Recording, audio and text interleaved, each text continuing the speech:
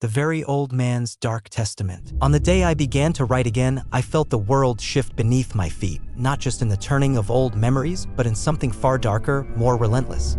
The rejuvenation surgery I had undergone was supposed to grant me a brief reprieve from the slow decay of age. Instead, it tore open a rift, a shadowy doorway that bled the past and its buried sins into my waking hours. The boils that confined me to my bed for weeks were more than mere infection.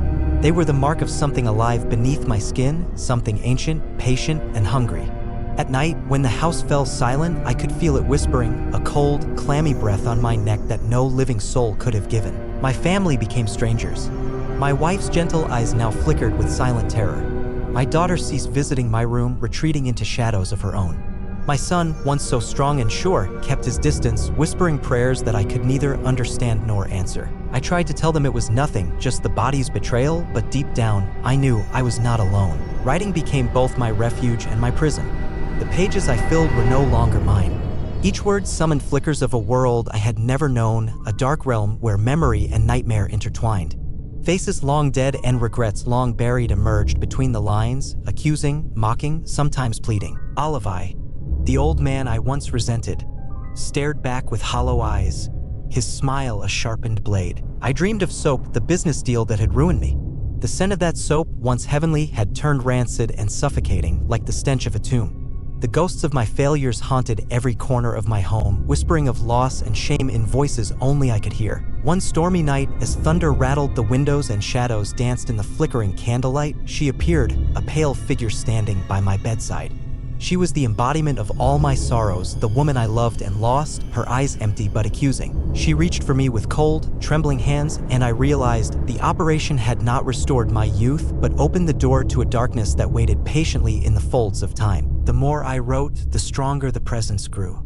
The house itself seemed to breathe, walls whispering secrets and floors creaking under invisible footsteps. My reflection in the mirror twisted and shifted. Sometimes it was my own face, sometimes a stranger's, sometimes nothing at all. I felt myself slipping away, the man who dreamed of triumph replaced by something lost, hollow, forever bound to shadows. Since that night, the boundaries between my reality and nightmare dissolved. The house breathed with unnatural life. Whispered voices, impossible footsteps, and cold touches became my daily torment. One evening, drawn by a force I could not resist, I descended into the cellar, the tomb of my past, the warehouse of failed deals and forgotten stockpiles. The cellar door, usually locked, stood ajar, beckoning me. Inside, the air was thick with the sickly sweet stench of rotten soap. Cracked bars lined the walls like tombstones, and on the cold floor was a fresh footprint. Not mine. Not any living person's. A chant rose, a language lost to time, speaking of debts unpaid and stains that no washing could cleanse. A shadow figure emerged, eyes burning coals in the darkness, its voice a hiss in my mind. Your youth is mine. Your soul is mine. There is no cleansing for what you have done. I fled, but the darkness followed. The cellar door slammed shut behind me as if never opened. My hands trembled, clutching a journal smeared with a dark, sticky substance unknown to me. Days blurred into nights filled with scratching walls and shifting shadows. The ink in my writing spilled itself across pages, forming cryptic symbols.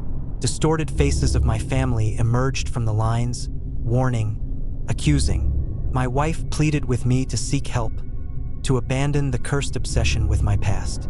But how could I? The story was not mine alone. It was a shared nightmare. The rejuvenation was no blessing, but a curse, a gateway for the darkness festering beneath my regrets and failures. Now, as I write this, the shadows gather once more, creeping closer, their cold breath on my neck. Will I finish my story before the darkness claims me? I do not know. But I write because if I stop, the silence will swallow me whole. The past is never dead. It is not even past. Beware the man who writes to forget, for sometimes what he tries to leave behind is waiting in the dark, ready to claim him whole.